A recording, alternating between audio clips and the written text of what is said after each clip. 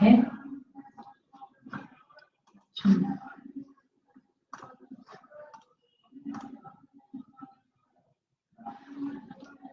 नमो अरिहन्ताणं नमो सिद्धाणं नमो आयर्याणं नमो गच्छायानं नमो लोये सर्वसाहुरम् मोक्षमार्गस्य नेतारं भेत्तारं कर्मभूतां ज्ञातारं विश्वतत्त्वानां वन्दे तद्गुणलब्धये। तत्वार सूत्र ग्रंथ आचार्य महास्वामी द्वारा रचित है। इसमें पुद्गल द्रव्य के अपन गुण देख रहे हैं विशेष। तो इस सूत्र के पहले स्पर्श रस गंध वर्ण वंतः पुद्गला ऐसा आया। उसके बाद में पुद्गल के और विशेष गुण बता रहे। तो उसमें 10 प्रकार के शब्द, बंध, सूक्ष्म, स्थूल, संस्थान, भेद, तम, छाया, आतप और उद्धृत।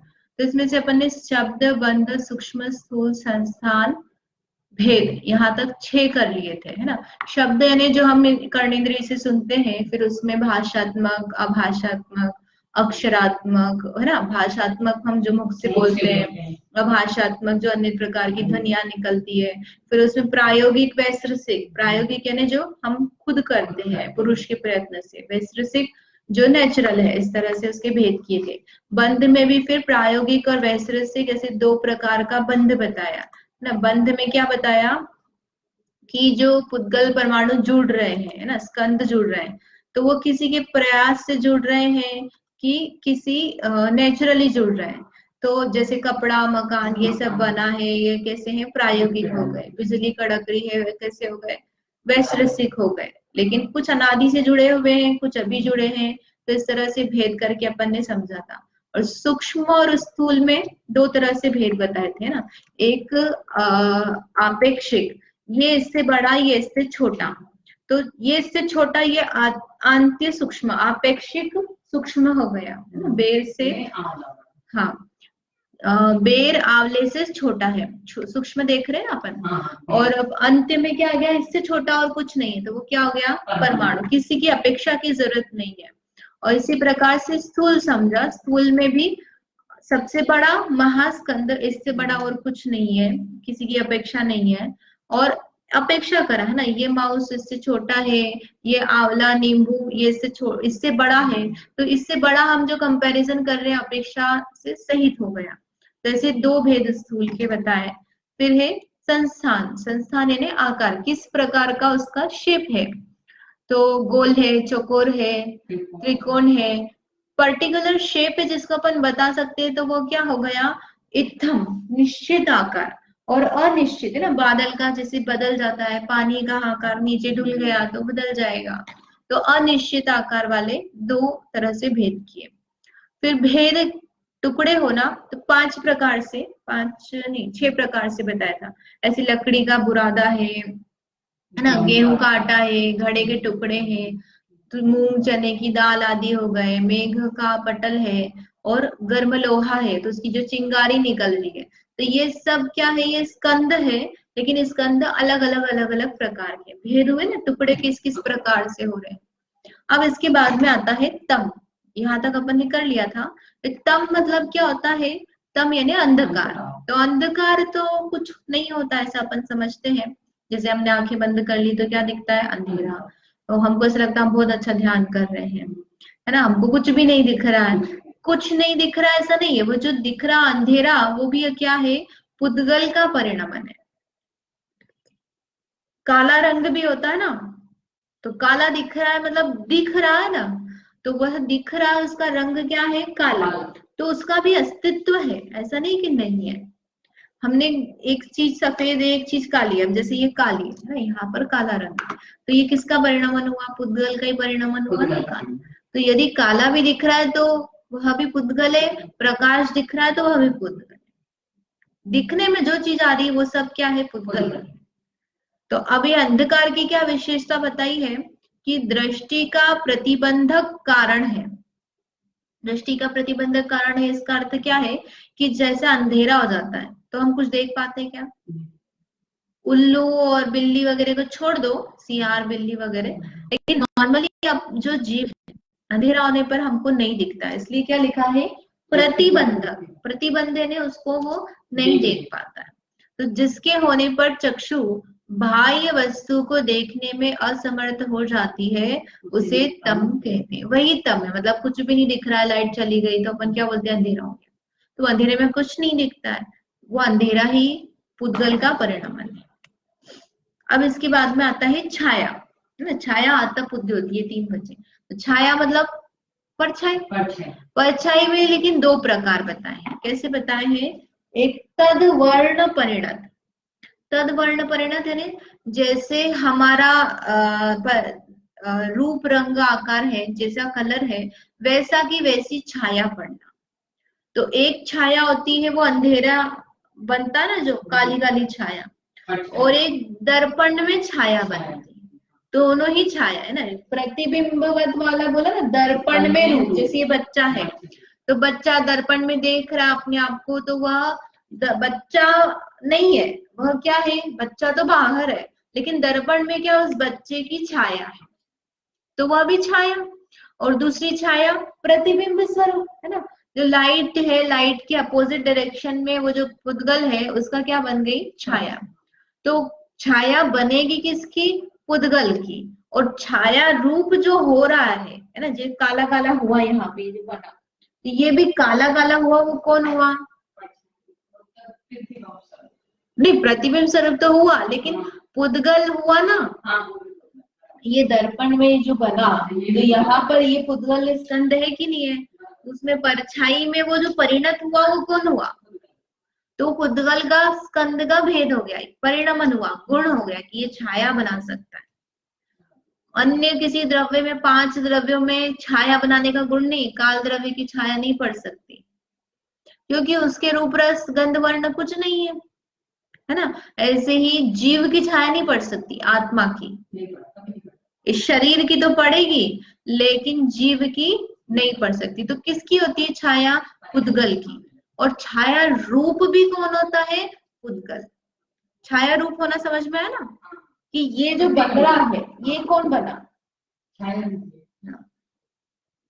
अब इसके बाद में है आतप। आतप और उद्योत, यानी एक दोनों क्या कर रहे हैं? प्रकाश ही कर रहे हैं। एक में है मूल में ठंडा और आभा गर्म है। जैसे कि चंद्रमा होता है, तो चंद्रमा कैसा होता है? रात में निकलता है तो उसकी किरणें ठंडी होती है, लेकिन जो चंद्रमा है वो कैसा होता है? गर्म होता है। चंद्रमा नहीं है यहाँ पे, सॉरी, सूर्य का बिंब लिखा है ना। तो आतप, आतप यानी वो जो उसकी किरणें है वो गर्म है, ताप लगता है अपने को दिन में, ठंड में, है ना? तो सूरज निकला, तो साइंस में तो क्या होता है कि सूर्य आग का गोला है, तो सूर्य भी कैसा है? गर्म है। लेकिन अपने आगम में क्या है? सूर्य इस विमान, ज्योतिषी विमान है। तो वो जो ज्योतिषी विमान है वह मूल में तो ठंडा है, यदि आप उसको वहां पे टच करोगे तो वो गर्म नहीं है, लेकिन उसकी जो किरणें निकल रही है वो किरणें कैसी है? गर्म है। तो वह जो गर्म ठंडा ये सब जो परिणमन हो रहा है, एक प्रकार का पुद्गल का परिणमन है, जिसको कहते हैं आतप। यानी मूल उसका ठंडा है और किरणें गर्म है। और इसी तरह से उद्योत। अब उद्योत में क्या है?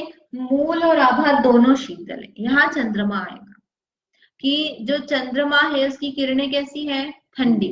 और वो चंद्रमा इटसेल्फ भी कैसा है? ठंडा। जुगनू है। जुगनू कैसा होता है? जुगनू छुआ नहीं है मैंने, लेकिन जुगनू भी आई थिंक उद्योत वाला ही होता है ना? वो ठंडा ही रहता है, उसकी आभा भी ठंडी, और उसका जो लाइट निकलती ना, तो वही तो ले रहे हैं अपन, पुद्गल का परिणाम। लाइट किसकी निकलेगी? पुद्गल की निकलेगी। तो इस तरह से आतप, उद्योत, ये अपन ने समझा। क्या क्या? तम, छाया, आतप, उद्योत, ये 4 भेद हो गए। तो ये कुल मिलाकर ये अपने 10 भेद पूरे हो गए कि किस किस तरह से पुद्गल का परिणमन होता है। अब यहाँ पे एक क्वेश्चन आता है कि पहले, इसके पहले सूत्र कहा था स्पर्श रसगंध वर्ण वंतः पुद्गला। देखो अपन सूत्र देखते हैं। ये सूत्र आया था 23 नंबर पे। स्पर्श रस गंध और वर्ण वाले पुद्गल होते हैं ना, ये इसमें पुद्गल के गुण बताए थे, 8 प्रकार का स्पर्श, 5 प्रकार का रस, ये सब। फिर उसके बाद में 24 नंबर पे फिर से बताए क्या क्या होता है, शब्द बंध, सूक्ष्म स्थूल्य, ये सब पुद्गल के गुण है।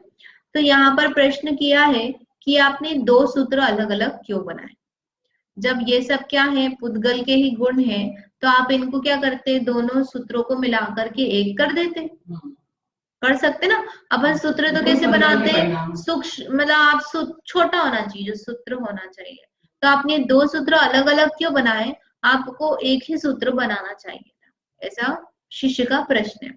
तो क्या कहते हैं कि जो पहले वाला सूत्र है जिसमें स्पर्श रस गंध वर्ण कहा है, तो वह जो स्पर्श रस गंध वर्ण है वो परमाणु में भी पाया जाता है और स्कंद में भी पाया जाता है। लेकिन ये जो बाद में बताए हैं क्या चीज, शब्द बंध, सूक्ष्म स्थूल्य, संस्थान भेद, दम, छाया, आतप, उद्योत, ये सब परमाणु के नहीं होते हैं, स्कंद के होते हैं। पढ़ते देखो, स्पर्श आदि परमाणुओं के भी होते हैं और स्कंदों के भी होते हैं। स्पर्श आप छू लोगे, हल्का भारी रूखा चिकना, तो परमाणु में भी पाया जा रहा है और ये स्कंद में भी पाया जा रहा है। लेकिन जो सूक्ष्म है, इस सूक्ष्मता है या स्थूलता है, या फिर आप ना सूक्ष्म को छोड़कर शब्द है, तो शब्द किसके निकलते हैं, अपन ने बोला था कि स्कंद है, टकराएंगे तो निकलेंगे, अकेला परमाणु शब्द को नहीं प्रकट कर सकता है ना। आतप है, उद्योत है, छाया है, अब छाया भी परमाणु की छाया पड़ेगी क्या, नहीं, स्कंद होगा तो स्कंद की छाया पड़ेगी, प्रतिबिंब भी उसी का बनेगा। तो सूक्ष्म को छोड़ करके बाकी सारे जितने भी भेद हैं वो किस पर लागू होते हैं, स्कंद पर लागू होते हैं। तो ये स्कंद के लिए हो गए गुण और ये परमाणु स्कंद दोनों के लिए हो गए, इसलिए ऐसा करके दो सूत्र अलग अलग बनाए। समझ में, मतलब इस पर ये परमाणु और स्कंद दोनों हो गए, सूक्ष्म को छोड़कर बाकी के ये सब ये सब स्कंद स्कंद में पाए जाएंगे, परमाणु में नहीं, ये अलग अलग। तो ये पूरी और वर्णन करते हुए आगे का आप सूत्र बताएं, कैसे कैसे अणु, परमाणु, स्कंद, कैसे हमने स्कंद स्कंद इतनी बार यूज कर रहे हैं, तो परमाणु क्या है, स्कंद क्या है, इसका स्वरूप यहाँ पर आगे के सूत्र में बताते हैं। अणवः स्कंधाश्च, पढ़ना वापस से, अणवः स्कंधाश्च,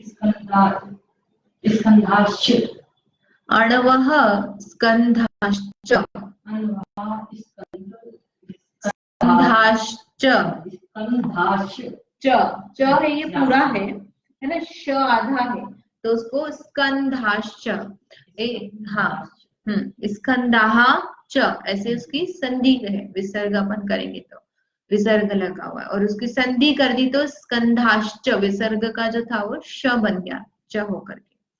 तो अणवः और स्कंद यानी अणु और स्कंद ऐसे दो प्रकार के भेद हैं, किसके, पुद्गल। कौन सा द्रव्य समझ रहे हैं, पुद्गल द्रव्य। कितने द्रव्य हैं, 6 द्रव्य है ना, जीव, पुद्गल, धर्म, अधर्म, आकाश, काल। तो इसमें से जो पुद्गल द्रव्य है उसमें पुद्गल के दो भेद बताए, अणु और स्कंद। तो अणु को यहाँ पर मतलब अपनी भाषा में अपन परमाणु बोलेंगे, साइंस जो होता है ना, एटम अणु को सबसे छोटा बोलता है, तो अपन यहाँ पर अपन उसको परमाणु बोलो अणु बोलो एक ही बात है, इससे छोटा और कुछ नहीं है। तो अब ये परमाणु और स्कंद क्या है, इसकी डेफिनेशन बताइए यहाँ पे कि परमाणु परमाणु किसका क्या मतलब है। तो जिसका आदि मध्य और अंत एक है। अब आदि अंत और मध्य एक कैसे लगाएंगे कि जैसे मान लो हमने ये लिया पेंसिल है ना, अब ये इतनी बड़ी है तो हम इसमें बोलेंगे स्टार्टिंग है, ये एंड है और ये मिडिल पॉइंट है, ठीक है। इसको हमने छोटा कर दिया, फिर क्या करा, ये इसका स्टार्टिंग है, ये एंड है और ये मिडिल पॉइंट है, फिर हमने इसको छोटा करा ना, ये स्टार्टिंग, ये एंड, ये मिडिल पॉइंट, हम ऐसे छोटा छोटा करते गए, आप समझ लो कि एक डॉट ही बचा है इसमें, एक गोल छोटी सी बिंदु। अब आप उसमें स्टार्टिंग एंड और मिडिल कर सकते हो क्या, वो छोटा कर दो, नहीं होगा ना। आप ये नहीं बोल सकते कि ये लेफ्ट है, ये राइट है, और ये मिडिल है ना, ये एंड है, ये स्टार्टिंग है, हम नहीं कर सकते। तो परमाणु इसी प्रकार का है, इतना छोटा है कि जिसमें आप ये बता सको कि ये स्टार्टिंग है, ये एंड है और ये मिडिल है, ऐसा भेद संभव ही नहीं है। हाँ हाँ, जिसको इंद्रियां ग्रहण नहीं कर सकती।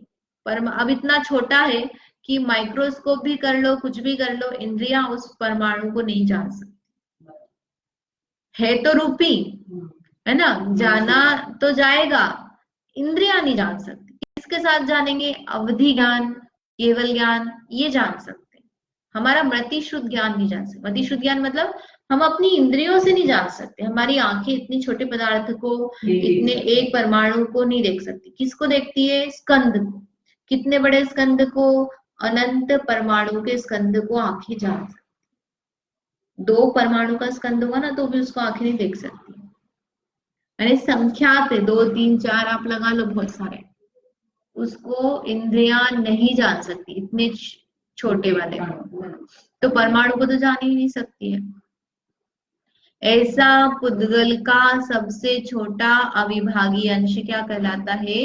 पुद्गल परमाणु ना। फिर से देखते हैं, जिसका आदि, मध्य और अंत एक है, यानी जिसका कुछ छोर और नहीं है, यही है जो भी है सबसे छोटा है, और जिसको इंद्रियां ग्रहण नहीं कर सकती है, हम अपनी इंद्रियों से उसको नहीं जान सकते।